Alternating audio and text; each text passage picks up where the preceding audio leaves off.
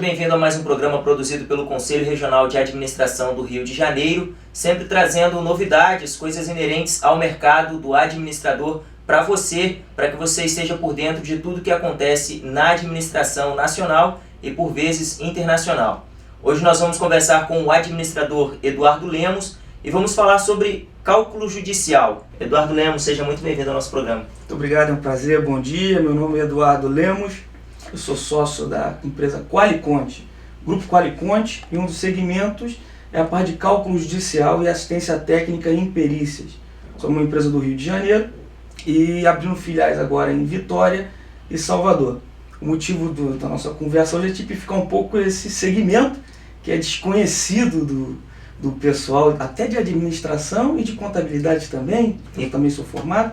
E como é algo desconhecido, a gente pode começar, acho que conceituando o que seria cálculo judicial, né? Nos bastidores aqui, o Eduardo comentou que em algumas palestras que ele faz, quando pergunta sobre isso, a resposta geralmente é a maior parte das pessoas não conhece. Então, o que seria o cálculo judicial, o conceito? Nós vamos tipificar a parte o serviço de cálculo judicial em dois segmentos. O que é realizado em esfera privada, ou seja, você parte em um processo e contrata uma empresa como a minha para realizar as contas, a aritmética, para resultar em um valor que vai ser apresentado no processo. Então, normalmente é o advogado ou a parte do processo nos contrata para apresentar uma planilha de cálculo. Nós chamamos esse serviço de cálculo judicial em esfera privada. E nós temos os cálculos judiciais que são realizados em perícias técnicas em processos. Um perito ele é designado pelo juiz daquela ação. Mas também existe o assistente técnico, que é contratado pela parte. Então, nesse momento, meio que se mistura o que é em esfera jurídica do que é em esfera privada. Porque na esfera jurídica você pode ser perito, inclusive sendo administrador, contador, no Código de Processo Civil, artigo 145, delimita que tem que ser registrado em um conselho de classe específico e que tenha conhecimento sobre aquela matéria que você vai periciar. Então, se você vai para uma ação que versa sobre cálculo de rescisão de contrato de trabalho, cálculos aritméticos de horas extraordinárias, cabe perfeitamente para um administrador de empresa, devidamente registrado no CRA. E você pode lá deixar o seu currículo, tá? e ser designado num rol de peritos e ser chamado a periciar aquele processo. E para as outras duas partes, porque num processo você tem um autor e um réu, para as outras duas partes, faculta-se a designação de um assistente que acompanha o perito. E os assistentes técnicos também têm que ter as mesmas tipificações, registros em conselhos apropriados e conhecimento sobre o tema.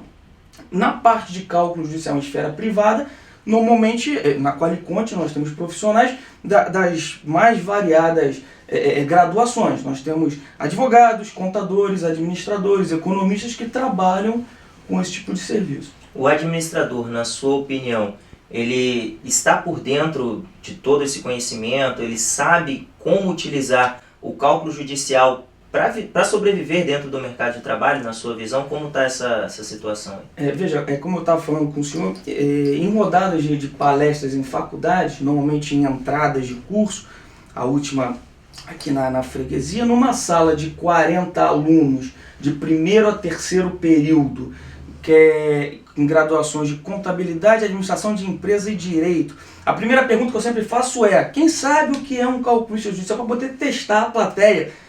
Na última, mais ou menos 40 alunos, 2 levantaram a mão. E essa é a média. Entre 2 a 3 pessoas nesse tipo de segmento vão saber o que é um calculista judicial. E normalmente porque trabalham na parte de folha de pagamento de alguma empresa ou trabalham em algum escritório de advocacia. E tem nesse dia a dia. É um segmento ainda desconhecido. Para você ter ideia, não existe ainda CBO para esse cargo, calculista judicial. Então, até lá na empresa, na contratação, nós temos que adequar esse tipo de atividade a um CBO que não é específico. Então, os administradores, de acordo com as matérias que eles têm na graduação, é amplamente possível que eles realizem esse serviço. Por quê?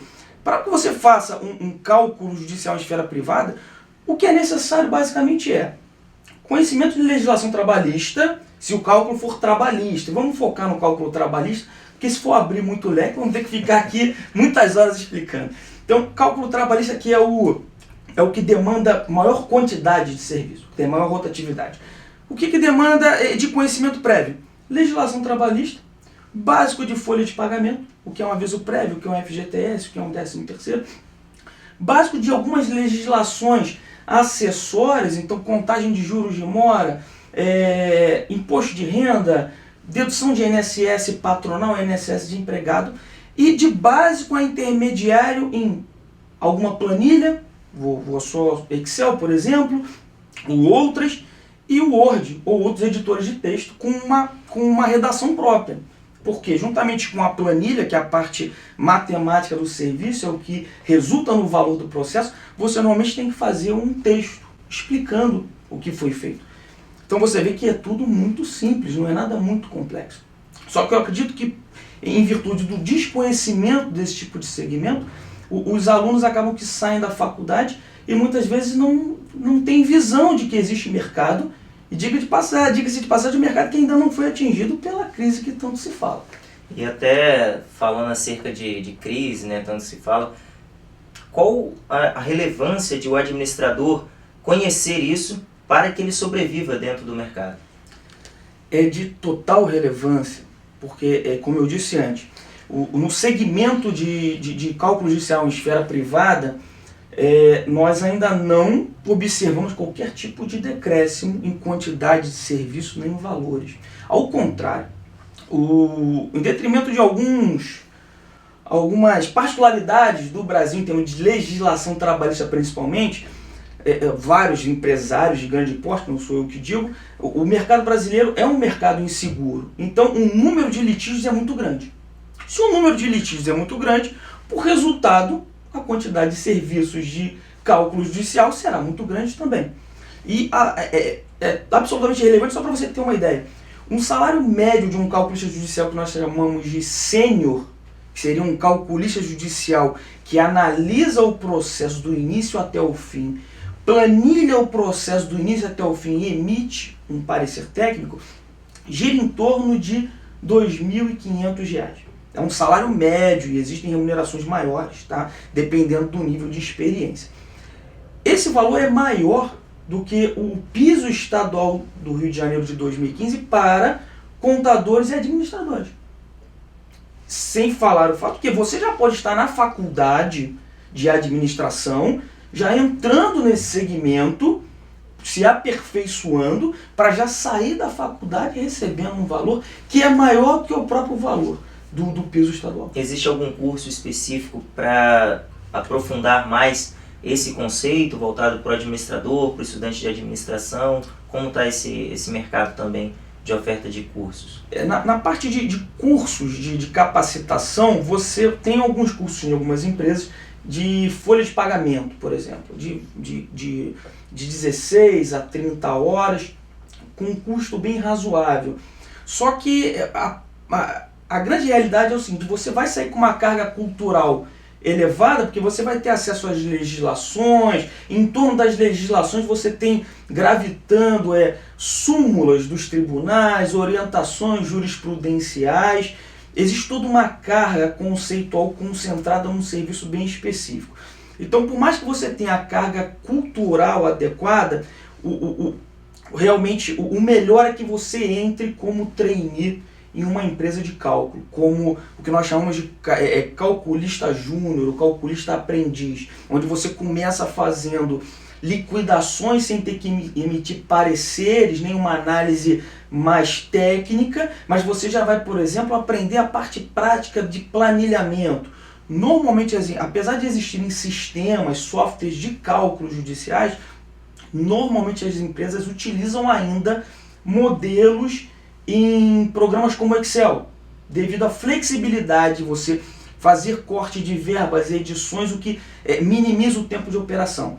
Então, você, juntando a parte conceitual de folhas de pagamento, de informações sobre as verbas, como elas são apuradas, juntando a parte prática de planilhamento, eu acredito que em 6 a 7 meses já é possível que você esteja andando, claro, nunca parando de estudar, nunca você pode parar de ler, de pesquisar, de conhecer.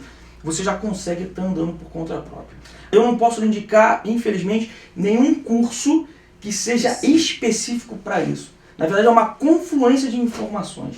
Eduardo Lemos, muito obrigado pelos esclarecimentos, por mostrar aí mais uma oportunidade para os administradores e para os estudantes de administração. E já fica o nosso convite para uma próxima oportunidade de recebê-lo aqui. É um prazer, desejo sucesso a todos os meus colegas de profissão de conselho e que nós possamos vencer juntos e conhecer esse novo nicho, que é um nicho desconhecido, mas bastante positivo. Perfeito, muito obrigado.